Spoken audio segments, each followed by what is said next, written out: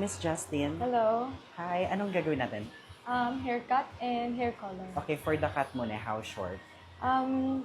Wala akong preferred na length, pero gusto ko lang siyang magkaroon ng Body. yes, layer. Maybe okay ako sa length. Add lang tayo ng layer. Okay, layer. Yeah. And then for the color, anong gusto mong color? Ito yung parang gusto ko pong inspiration, blue. Blue. Something And then- blue. And parang siyang balayage ba to or like ombre?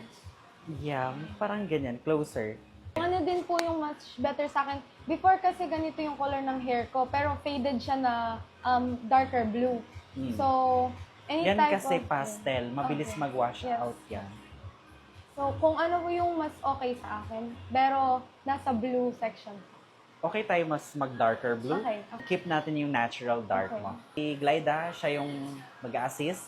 Siya yung mag-apply ng color. Ako yung magde-decide kung ano yung ilalagay sa hair mo. Okay po. Thank you so much. Game, parade ko lang po. Thank ha? you po. Like the blue. Yeah. Yan.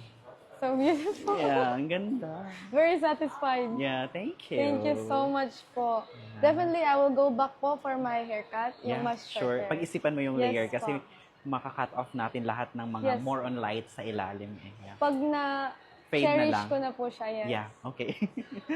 Yan. Thank you so much. Thank you so much po. Thank So, you. expected fading nito, since blue to, nagiging greenish Apo, siya yes. hanggang nagiging blonde.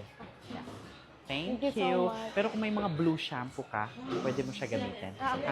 Kailan ko po siya pwedeng paliguan? 3 days no wash, after 3 days, every other day. Okay. Ha? Thank you so much. Thank you. Thank you so much. Yeah. Nice. Salamat po. Salamat Thank po. you. Go. See you again.